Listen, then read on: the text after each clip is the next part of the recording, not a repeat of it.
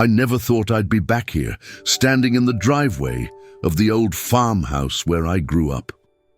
The gravel crunched under my city shoes as I looked up at the weathered wooden siding and the wraparound porch that Dad had built with his own hands 30 years ago. 3 months had passed since his funeral, and I still couldn't believe he was gone. The drive from Chicago had taken 6 hours, giving me plenty of time to think about why I was here. Marcus had called last week, his voice tight with frustration as he explained that the barn needed to be cleared out before winter. "There's decades of junk in there, Sarah. I can't do it alone. And the lawyers say we need to document everything for the estate." The estate. That was a generous word for what Dad had left behind. According to the will that Marcus had shown me, everything went to him. The farm, the house, even Dad's old pickup truck. I got nothing except a brief mention as my beloved daughter Sarah and a small savings account that barely covered my plane ticket home. I shouldn't have been surprised. Marcus was the one who stayed, who worked the land alongside Dad for 20 years while I chased my dreams in the city. He was the one who took care of Dad during his final illness, while I visited twice a year and sent Christmas cards. Still, it stung to know that Dad had written me off so completely. The front door opened and Marcus stepped onto the porch. At 42, he looked older than our father had at the same age, his face weathered by sun and worry. "You made good time," he said, walking down to meet me. "Thanks for coming." Marcus looked tired as he led me toward the barn. His shoulders stooped in a way that reminded me painfully of Dad in his final years. We walked in silence past the vegetable garden that Mom had tended before cancer took her 10 years ago, now overgrown with weeds and volunteer tomatoes. "I know this is hard for you," Marcus said suddenly, stopping near the barn door. "Coming back here, seeing everything Dad left behind." I studied my brother's face, searching for any hint of guilt or satisfaction about inheriting everything. Instead, I saw only exhaustion and grief. "It's fine, Marcus. Dad made his choice. You earned it." He shook his head. "That's not what I meant. I know you think Dad didn't care about you, but that's not true. He talked about you all the time, especially near the end. He was proud of what you accomplished in Chicago. Proud enough to leave me a savings account with $3,000 in it," I said, unable to keep the bitterness from my voice. Marcus winced. "The farm is struggling, Sarah. Has been for years. Dad took out loans against the property just to keep going. What I'm inheriting is mostly debt and responsibility. Maybe he thought he was protecting you from that." I wanted to believe him, but the hurt ran too deep. Dad had always favored Marcus, the son who shared his love of farming and stayed close to home. I was the daughter who chose college over cornfields, who built a life 2 states away and only came home for holidays.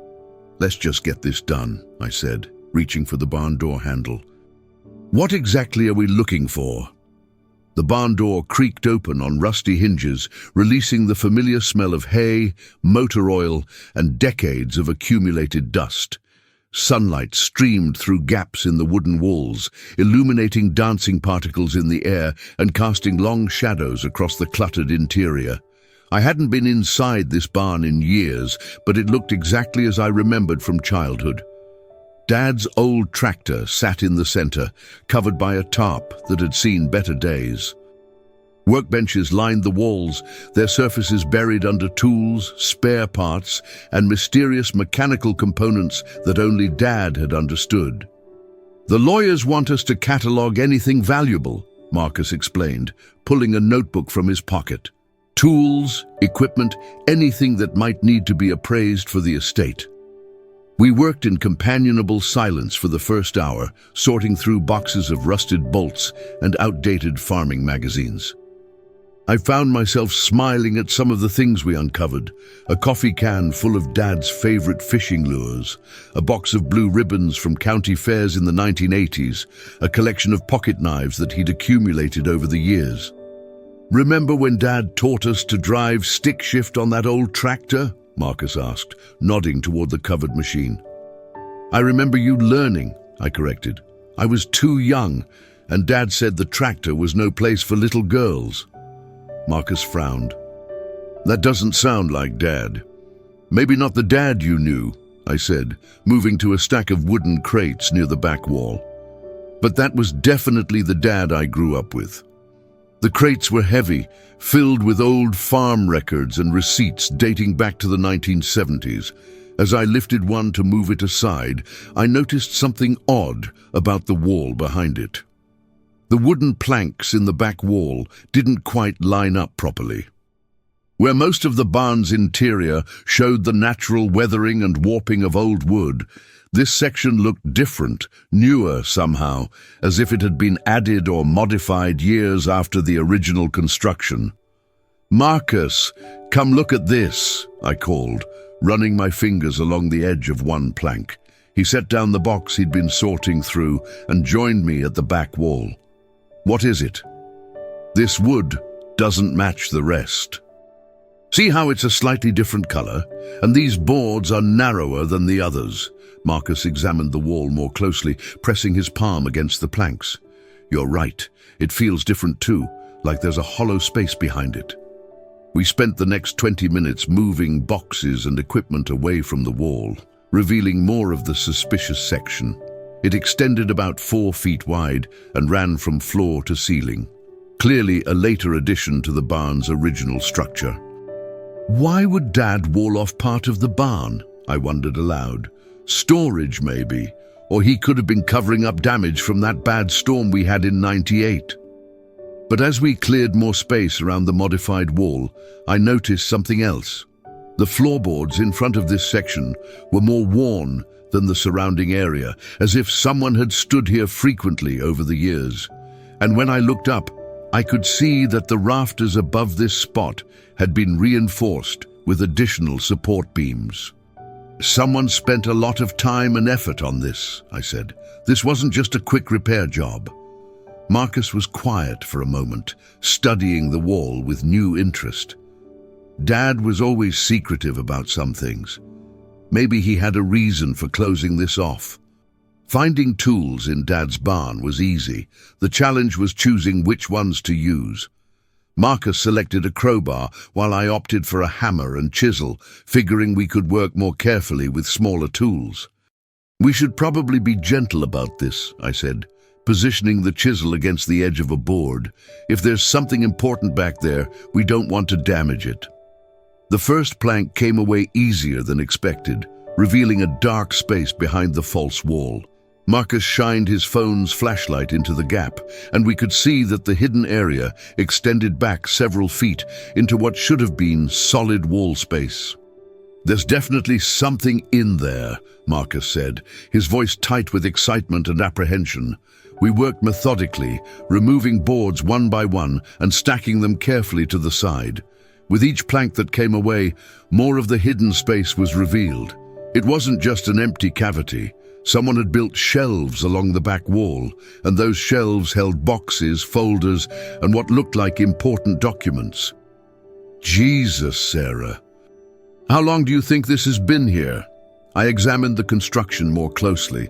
The hidden shelves were built from the same type of wood as the false wall, but they showed signs of age and use. "Years, definitely, maybe decades." When we'd removed enough boards to create an opening large enough to step through, Marcus went first, his phone light illuminating the cramped space. "There's a lot of stuff back here. Boxes, files, some kind of metal container." I followed him into the hidden room, my heart pounding with anticipation and dread. What had Dad been hiding all these years, and why had he gone to such lengths to conceal it? The hidden space was larger than it had appeared from outside, extending back into what must have been an unused area between the barn's outer wall and an interior support structure. Dad had turned it into a makeshift office and storage area, complete with a small desk, a filing cabinet, and shelves lined with document boxes. "This is incredible," Marcus whispered, sweeping his phone light across the space. Dad built himself a secret room. Everything was covered in dust, but the documents and furniture were in remarkably good condition, protected from the elements by the false wall. I approached the desk, where several manila folders lay open, as if Dad had been working on something recently. The top folder contained financial records, bank statements, loan documents, and correspondence with agricultural lenders. As I flipped through the pages, my heart sank. Marcus had been right about the farm's financial troubles. Dad had borrowed heavily against the property over the past 5 years, and the debt was substantial. "Look at this," Marcus said from across the room. He was examining a large metal filing cabinet. "It's locked, but I think I can get it open." While Marcus worked on the filing cabinet, I continued exploring the desk. In the bottom drawer, I found something that made my breath catch. A thick folder labeled Sarah's Education Fund in Dad's careful handwriting. Inside were records of a savings account I'd never known existed, along with copies of tuition payments and scholarship applications. Dad had been quietly contributing to my college expenses for years, even after I'd graduated and started my career in Chicago. The most recent deposit was dated just 3 months before his death. "Marcus," I said, my voice barely above a whisper. "I think Dad was keeping track of more than just farm business back here." The filing cabinet lock gave way with a sharp click, and Marcus pulled open the top drawer. Inside were more folders, these ones labeled with dates going back over 20 years. He pulled out a thick folder marked Property Records Original and handed it to me. "You should look at this first," he said. "I have a feeling it's important." My hands shook as I opened the folder. Inside were copies of the original deed to our family's property, dating back to when our great-grandfather first purchased the land in 1952. But there were other documents too, surveys, property assessments, and what appeared to be a more recent deed dated just 2 years ago. As I read through the newer document, my confusion grew. This wasn't the deed that had been filed with the county courthouse, the one that Marcus had shown me after Dad's funeral. This deed divided the property differently, setting aside a significant portion of the land, including the farmhouse and the prime agricultural fields, in a trust. "Marcus, this doesn't match what the lawyers showed us," I said, holding up the document. "According to this, Dad didn't leave everything to you." Marcus stopped searching through the filing cabinet and came to look over my shoulder. As he read the deed, his face grew pale. "This can't be right. The will was clear. Everything came to me." But as we continued reading, the truth became clear. Dad had created a complex arrangement designed to protect both of his children. The working farm and equipment went to Marcus, ensuring he could continue the agricultural operation. But the house and a substantial portion of the land were held in trust, with both Marcus and me as equal beneficiaries. "Why would he hide this?" Marcus asked, sinking into the dusty chair beside the desk. I was beginning to understand. Because he knew we'd fight about it. In the second drawer of the filing cabinet, Marcus found something that made both of us stop searching entirely. A bundle of letters addressed to me, each one sealed and dated over the past 5 years. "He wrote to you," Marcus said, his voice filled with wonder and confusion. "All these years, he was writing letters to you." With trembling fingers, I opened the most recent letter, dated just a month before Dad's death. His familiar handwriting filled 2 pages, and as I read, tears began streaming down my face. "My dearest Sarah, if you're reading this, then you found my hiding place in the barn. I always hoped you would. You were always the curious one, always asking questions and looking for answers where others saw only ordinary things. I know you think I favored Marcus, and I suppose in some ways I did. It was easier to show pride in the son who stayed close, who shared my love of this land. But you were always my miracle child, the one who dared to dream beyond these fields. Your mother and I were so proud when you left for college, even though it broke our hearts to see you go. I've made mistakes, Sarah. I let you believe that your success in the city somehow made you less important to this family, less deserving of what we've built here. That was never true. This farm, this land, it belongs to both of you, just as it belonged to your mother and me. I've arranged things so that Marcus can continue farming, but the house and the best land will belong to both of you equally. I hope you'll find a way to work together to honor what our family has built while creating something new. I love you more than you know. Dad. There were 14 more letters, each one revealing pieces of Dad's thoughts and feelings that he'd never been able to express in person. In one, he wrote about watching me graduate from college via a live stream that Marcus had helped him set up. In another, he described his pride when I got promoted to senior analyst at my firm in Chicago.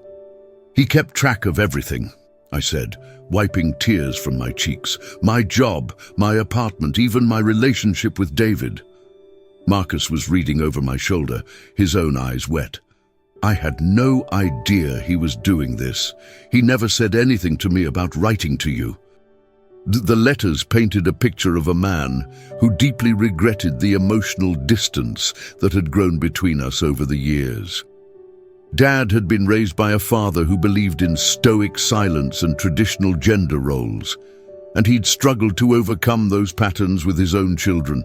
In the oldest letter, dated 5 years ago, he wrote, I know I failed you in many ways, Sarah. I taught Marcus to drive the tractor, but told you it was too dangerous. I encouraged his interest in farming, but suggested you focus on more suitable pursuits. I thought I was protecting you, but I see now that I was limiting you instead. As I continued reading, I found references to the hidden deed and Dad's careful financial planning. He'd been working with a lawyer in the county seat, someone who specialized in agricultural estate planning. The goal had been to create an arrangement that would satisfy both of his children's needs while preserving the family farm. There's something else, Marcus said, pulling another folder from the filing cabinet. Look at this. The folder Marcus handed me contained what appeared to be a second will, dated just 6 months before Dad's death. Unlike the simple document that had been filed with the probate court, this will was complex and detailed, clearly prepared by an experienced attorney. As I read through the legal language, the full scope of Dad's planning became clear. He hadn't just divided the property between Marcus and me, he'd created a structure that would allow both of us to benefit from the farm while pursuing our own paths. Marcus would inherit the farming operation, including all equipment, livestock, and the right to work the agricultural land. But I would inherit an equal share in the property itself, along with the farmhouse and several acres surrounding it. More importantly, the will established a trust that would provide me with a percentage of the farm's profits for as long as Marcus continued agricultural operations. This is incredible, I said, looking up at Marcus. He found a way to give us both what we needed, but Marcus looked troubled. If this is the real will, then what happened to it? Why wasn't this the document that went through probate? I continued reading and found the answer in a letter attached to the will. Dad had given the original to his lawyer with instructions to file it only if certain conditions were met. If both Marcus and I attended the reading of the will together, the lawyer was to present this version. If only one of us showed up, or if we seemed unable to work together, he was to file the simpler version that left everything to Marcus. I didn't go to the will reading, I said, the realization hitting me like a physical blow. I was too hurt, too angry. I told you to handle everything, Marcus nodded slowly. So the lawyer filed the backup will instead. Dad was trying to force us to work together. We spent the next hour reading through more documents, piecing together the full scope of Dad's elaborate plan. He'd been working on this arrangement for years, consulting with lawyers, accountants, and agricultural specialists to create something that would work for both of his children. The hidden room contained detailed financial projections showing how the farm could support both Marcus's agricultural operation and provide me with a steady income stream.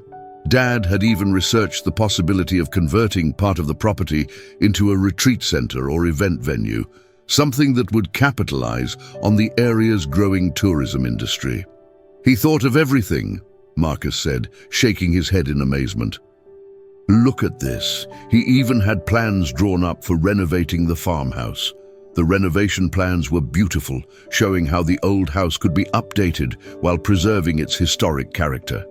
There were designs for a modern kitchen, additional bedrooms, and a large gathering space that could accommodate family reunions or small events. In another folder, I found correspondence with a local agricultural extension agent about sustainable farming practices and crop diversification. Dad had been quietly researching ways to make the farm more profitable and environmentally sustainable, preparing for a future where Marcus and I might work together to modernize the operation. He never gave up on us, I said, sitting back in the dusty chair. Even when we were barely speaking, even when I made it clear I had no interest in the farm, he kept planning for a future where we'd find our way back to each other. Marcus was quiet for a long moment, staring at the renovation plans. I've been so focused on just keeping the farm running that I never thought about what it could become. Dad saw possibilities I couldn't even imagine. As we prepared to leave the hidden room, carrying boxes of documents and letters back into the main barn, I felt overwhelmed by the weight of Dad's expectations and hopes. He'd created an opportunity for Marcus and me to build something together, but it would require both of us to step outside our comfort zones. What do we do now? Marcus asked, setting down a box of financial records. Do we try to challenge the probate, get the real will recognized? I considered the question carefully. The legal process would be complicated and expensive, with no guarantee of success. But more importantly, it would require Marcus and me to work together in a way we hadn't done since childhood. I don't know if I'm ready for this, I admitted. My life is in Chicago. I have a job, an apartment, a relationship. I can't just drop everything and move back here, Marcus nodded. And I don't know anything about running a business beyond basic farming. This vision Dad had, event venues, tourism, sustainable agriculture, it's way beyond what I know how to do. We stood in silence for a moment, surrounded by the evidence of Dad's careful planning and deep love for both of us. The afternoon sun was slanting through the barn windows, casting long shadows across the dusty floor. Maybe we don't have to decide everything right now, I said finally. Maybe we can start small, see if we can work together on something simple. Marcus looked up with interest. What did you have in mind? Well, we still need to finish cleaning out this barn, and someone needs to go through all these documents Dad left behind. Maybe we could start there, take some time to really understand what he was trying to create. Over the next 3 days, Marcus and I worked together to catalog and organize everything Dad had hidden in his secret room. We found business plans, financial projections, architectural drawings, and even correspondence with potential partners for various agricultural ventures. The more we discovered, the more impressed I became with Dad's vision and planning. He hadn't just been dreaming about the future. He'd been actively preparing for it, researching markets, building relationships, and laying the groundwork for a transformed family operation. On Thursday evening, as we sat on the farmhouse porch going through the last box of documents, Marcus brought up the elephant in the room. I've been thinking about what you said about starting small, he said. What if we tried to get the real will probated? Not because of the money, but because it's what Dad wanted. I'd been thinking the same thing. It would mean I'd have to take a leave of absence from work, at least temporarily, and we'd need to find a way to work together without killing each other. Marcus laughed. "We managed to spend 3 days in that dusty barn without any major fights. That's progress." He was right. Despite our years of distance and misunderstanding, we'd fallen into an easy rhythm of collaboration. We'd divided tasks naturally, respected each other's strengths, and found ourselves talking more openly than we had in years. "There's something else," Marcus said, pulling out his phone. "I called the lawyer Dad was working with, the one who prepared the real will. He's willing to meet with us tomorrow to discuss our options." I felt a flutter of excitement mixed with terror. "You really think we could make this work?" "I think Dad believed we could, and maybe it's time we started believing it too." 6 months later, I'm writing this from the renovated farmhouse kitchen, looking out at fields where Marcus is experimenting with sustainable crop rotation techniques. The legal process to probate Dad's real will took 4 months, but it was ultimately successful. The judge was impressed by the thoroughness of Dad's planning and the clear evidence of his intentions. I took a year-long sabbatical from my job in Chicago, though I suspect it's going to turn into something more permanent. Working with Marcus to implement Dad's vision has been challenging but incredibly rewarding. We've started small, hosting farm-to-table dinners once a month and offering weekend retreats for city families who want to experience rural life. The financial projections Dad prepared have proven remarkably accurate. The farm is more profitable now than it's been in years, and we're both learning skills we never thought we'd need. Marcus has embraced the business side of agriculture, while I've discovered a talent for event planning and marketing. Most importantly, we've rebuilt our relationship as siblings. We still disagree sometimes, but we've learned to communicate openly and respect each other's perspectives. Dad's letters continue to guide us. I read one every few weeks, finding new wisdom and encouragement in his words. Yesterday, we broke ground on the event center Dad had envisioned, a beautiful space that will allow us to host weddings and corporate retreats while maintaining the farm's agricultural focus. As I watched the construction crew begin work, I thought about Dad and how proud he would be to see his children working together to build something new while honoring the past. The hidden deed in the barn rafters turned out to be more than just a legal document. It was Dad's final gift to both of us, a roadmap to finding our way back to each other and to the land that shaped us. Thank you so much for listening to this story about family, forgiveness, and the power of hidden truths. I hope it reminded you that sometimes the most valuable inheritances aren't material possessions, but the love and wisdom that our parents leave behind for us to discover. I'd love to hear from you in the comments below.